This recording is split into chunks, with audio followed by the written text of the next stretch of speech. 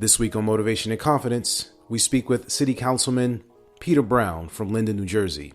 We talk about family values, creating family legacy, politics, and staying motivated. All right, everybody worldwide, you're now tuned into Motivation and Confidence, where we help you do your daily best. And I'm your host, Tom Danger. Back this week with a special guest. And this week in the building, we have Mr. Peter Brown. Why don't you start off by telling us, who is Peter Brown? Currently, my current title is I'm a councilman for the city of Linden in Linden, New Jersey, just about 30 minutes from here through the subway system. I'm also chairman of our special improvement district in our downtown area. And I want to say overall advocate for my community.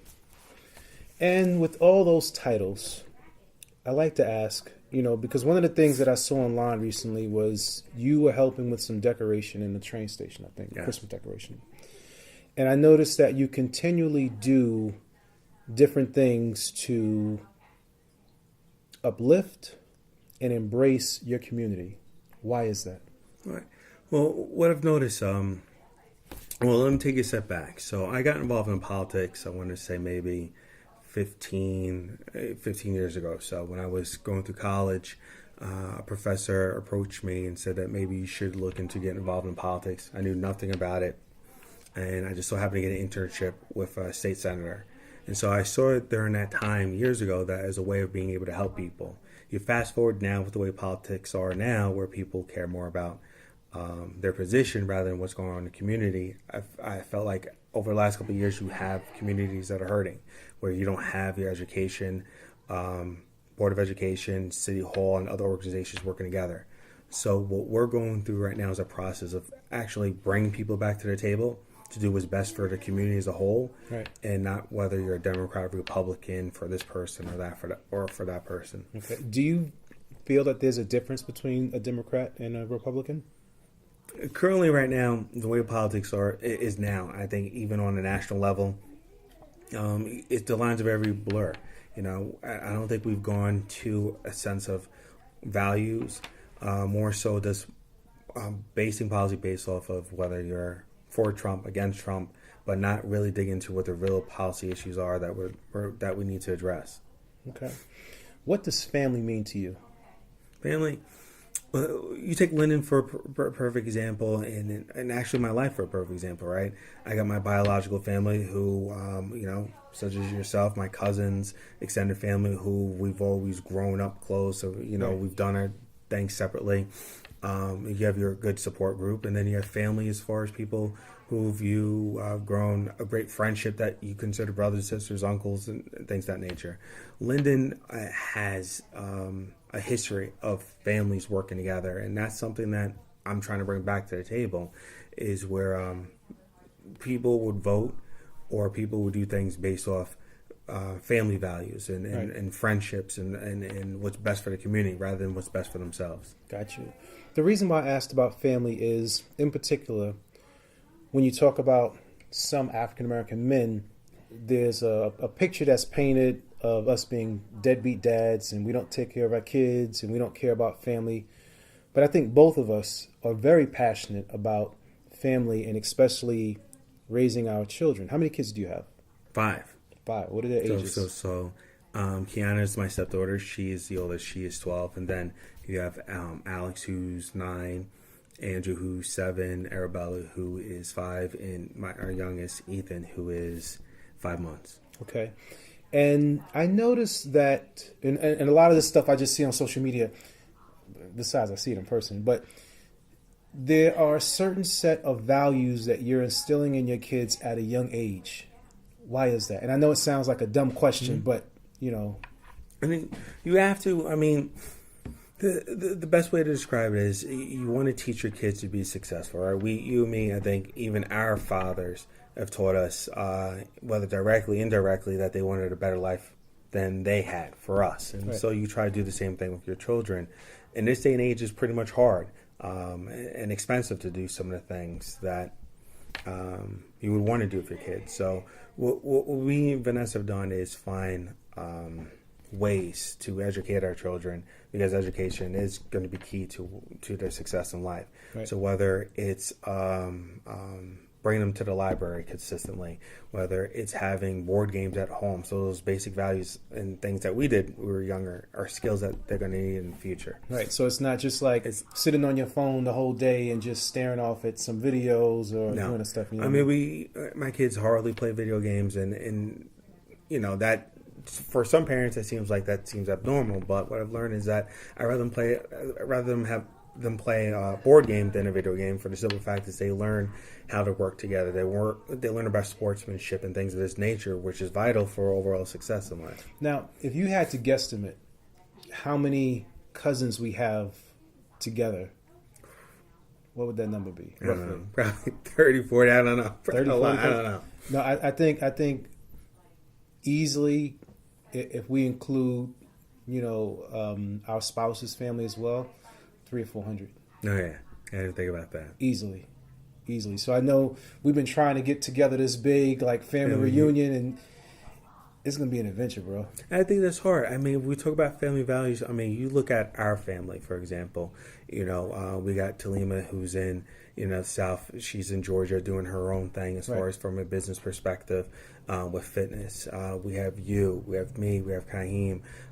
We have my brother out in the West doing things for a major company as a product manager. You have Penny doing her thing. So I think that was, you talk about our fathers. We have four uncles, or there's 5 brothers in total, and then they insert certain values in us. I think we've learned to pass on. So you talk about values and things that we've learned from our dads. One thing that I've learned from my dad, it still sticks with me every morning that I wake up, and it sort of drives me, is how to hustle. As long as I can open up my mouth and talk, and I have these 2 hands to work with, I will never be broke. That's something that my dad has instilled in me. What's one thing that your dad has instilled in you that you use on a daily basis, or is part of your core value? I think indirectly, and it's the same thing. I mean, your father, my fathers, I think all of them have had a job their whole lives. I don't think I remember a time that no one's not had a job, and they've stayed at that job. They've toughed it out. They've gone through the ups and downs. They haven't always shared it with us. Right. But for the most part, they've been consistent in working and providing for their family. Regardless of the relationships that they've had with women, one thing that was always a priority was their children. Right. We do have to admit. Right. So, and that's a good point. Regardless of differences that you may have in a relationship, part of that value is you always take care of your kids, no matter what's going on, no matter what the status is of your relationship. I wanted to take a step back and talking about politics, because you sort of like grazed over it. Right. You know what I mean? But if I could ask you to speak on politics and power, and how do people in politics abuse the use of power? So you there's a difference, and I tell people you have politicians and you have policymakers, and I think we're in a period right now. You have a lot of politicians that basically craft their agenda and what they do, and they're voting based off what they feel is going to help keep them in office. And by staying in office, that's where they get a sense of power. That makes sense. So, they can clearly vote on things or pass legislation of bills that are not in the best interest of the public, but they'll be willing to do it if it helps keep them in office. Okay. And the way politics is structured now, it's like, you become a council person, a freeholder, a state senator. So it's a process where most people are career politicians rather than policymakers. Got you. Now, do politicians make a lot of money? Politicians make monies in different ways. I mean, you have some politicians, and most of them, for the most part, are lawyers. So maybe there's ways that their law firms are indirectly benefiting. One way is you have some politicians that have their law firms work in other municipalities that they may currently represent, or other ways. They do get a salary. Most politicians, if not all, are part-time salary employees, but work full-time hours. Okay. So let's switch gears a little bit and talk about chasing news. All right. Now, to me, chasing news seems like the bootleg TMZ. I don't know if that's the right thing to call it, right? But explain the concept behind Chasing News and how you wound up on the show. Yes. So the concept of Chasing News, and it's still getting reformatted, and I've been with it for a year, is basically, you have issues that are happening out there, and it's a matter of getting people's different opinions. And that we should be able to disagree in society, but not have to resort to the name calling or things of this nature. So if you watch the show, various topics get brought up, and you have people of different backgrounds, different political views. I'm a Democrat, and there's Republicans on the show, and it could be a particular issue where, you're taught as a Democrat you should disagree, you're taught as a Republican you should disagree, but we can find middle ground, and how do we move forward from here? This is something I think that's vital right now in society, where you see people have a difference of opinion, but are forgetting what is the end goal that we're trying to achieve. So how did you wind up on the show?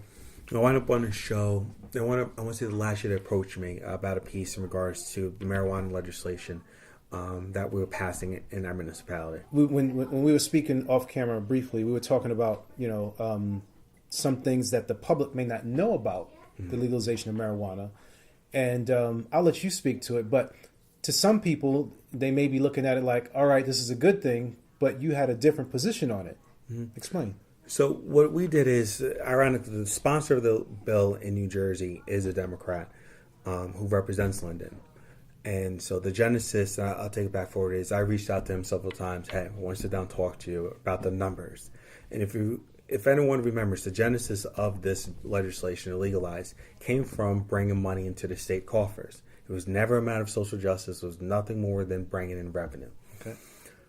So in the very beginning, and still, they wanted to give local municipalities 3% of the revenue.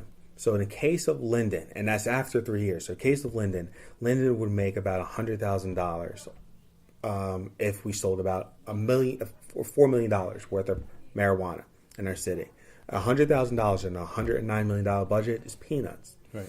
When compared to the cost that we were looking at was going to impact residents. Then the issue came up down the road as far as social justice and other issues that we felt as elected officials we needed to look into, because there's a lot of issues with this bill that the public's not aware of.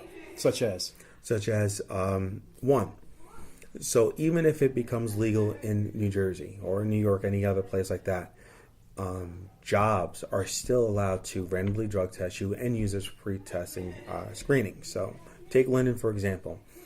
If you want to work at Chase Bank, Bank of America, if you want to work for the fire department, police department, a lot of these good paying jobs, you would still be subject to drug testing with those companies. Blue Apron is a publicly traded company that's in Linden. One of their biggest warehouses in Linden, they do drug tests. And so what's not being told is that even while it is legal, your employer can still subject you to a drug test, which can put your job at risk. Now, in addition, what they're not telling you is that you can still be charged with a DWI simply by some of these infused products. So if you have a bag of open gummies or an infused product that has cannabis in it, you can still be charged with DWI and be at risk of losing a license in the state of New Jersey. The automatic expungement process is a fallacy in the sense that this is not guaranteed, which they're pointing out to the public. Homegrown is not allowed in the bill. So you can still be in trouble for that. And one of the latest instances that was brought up by a bishop is that, as you know, in New Jersey, when you get the birth of the baby, the parent or the baby gets blood sampled. And the question is, what would happen now if that comes back with cannabis with the baby's blood or the mother, and does DIFAS get involved? So what does that say to the local drug dealer? Where does that leave them? The guy that's been selling nickel bags and things like that? Let me put it this way. The guy who's selling nickel bags and things like this, and that's the biggest misconception, is not being prosecuted now. I mean, you go into court after court. Right now, the focus has been on harder drugs. And you have police officers who've been telling the Senate this. We see it at the local level. I've asked my court administrator. And at the same time, some of the local guys who are selling, one of them being that New Jersey is known for. He I think Eric, the weed man. Okay, that's fine. He went and testified in front of the Senate saying, I want you guys to legalize it because what happens, and I've been saying this, it creates a great gray market.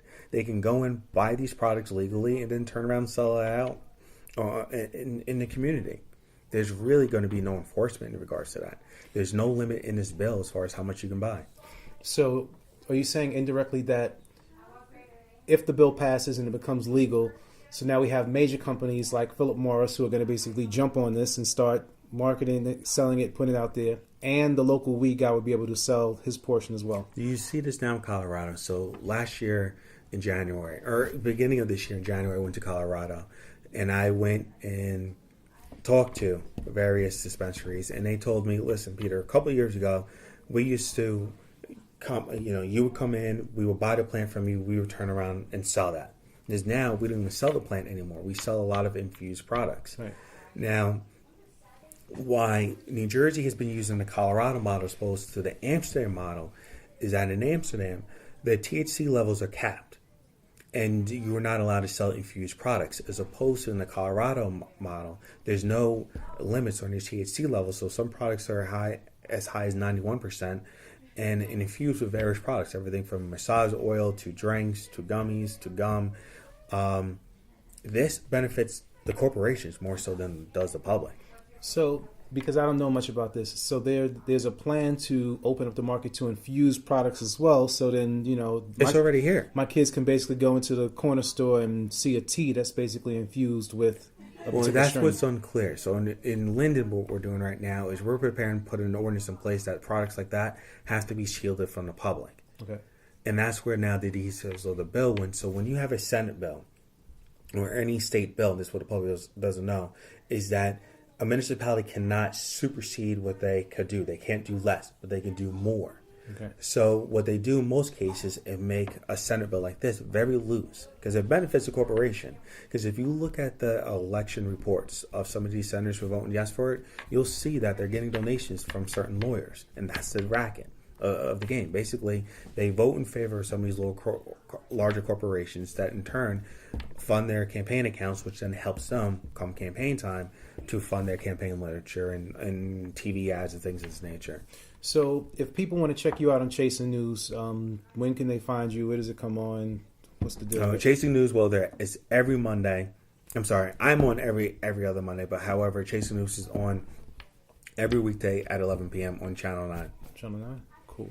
So recently you did a Spartan race. Yes. What was that like? Spartan race, I recommend it for everybody. Why? I'm pretty athletic. Yes. I have an injury that I'm still recovering from, so I didn't punk out. I just want you to know, it wasn't like I didn't want to do it because... You got to do it. Okay. Well, what I like about the Spartan race, they have... basically, it's a race, and you go at the pace that you feel. Whether it's 3 miles, 5 miles. I think they have races that even last a couple of days. So those races are like 35 miles or so. The goal is to really start the race and finish it. But in between, you have obstacles that you have to face. So whether it's monkey bars, carrying a 85-pound sandbag, things of this nature. But it's a real test, I think, of mental toughness that I recommend everyone. Because then after you do one, I'm telling you, you're going to want to do another and do another one to really push yourself. So what did you have to do in preparation to train for the race? Well, this one, I just wanted to at least do some strength training and some endurance because it's my first race. I didn't know what to expect. Right. So I know what to do differently next time.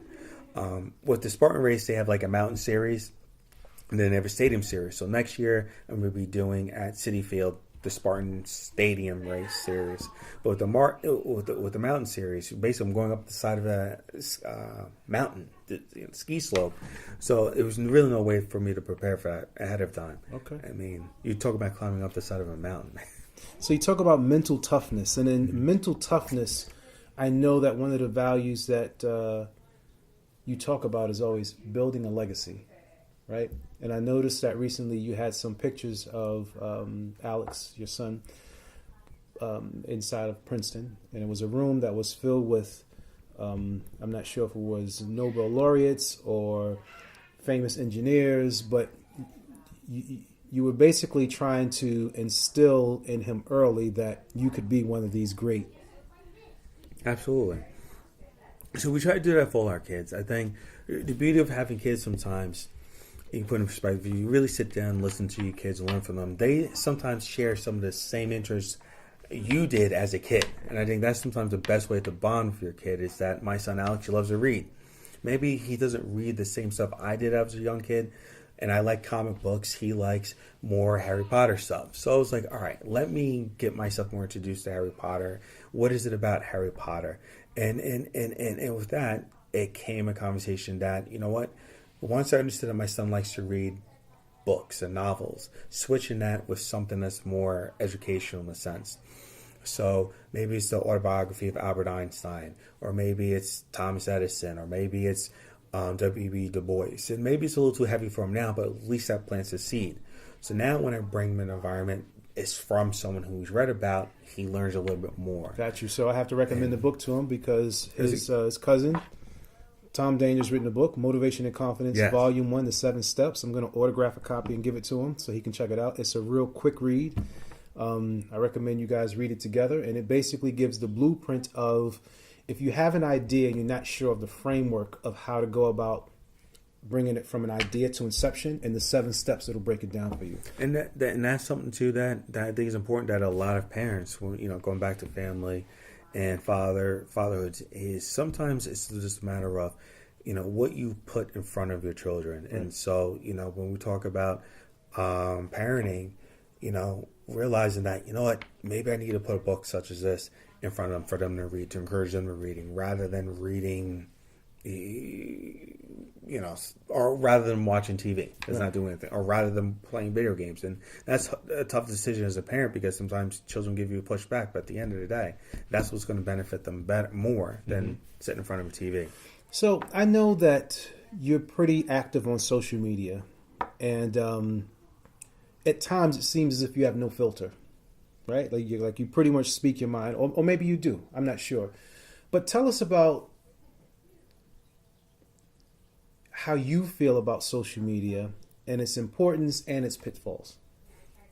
Social media, the social media aspect, it does give people a way of being unique, being themselves, being able to have a dialogue, being able to talk. I think the pitfalls is once that dialogue and whatever we're discussing turns with people attacking each other, and I've seen it, that it's really unpleasant. So what I've done is basically, when I talk about an issue, I don't have to attack someone. I can attack the issue itself that we're talking about.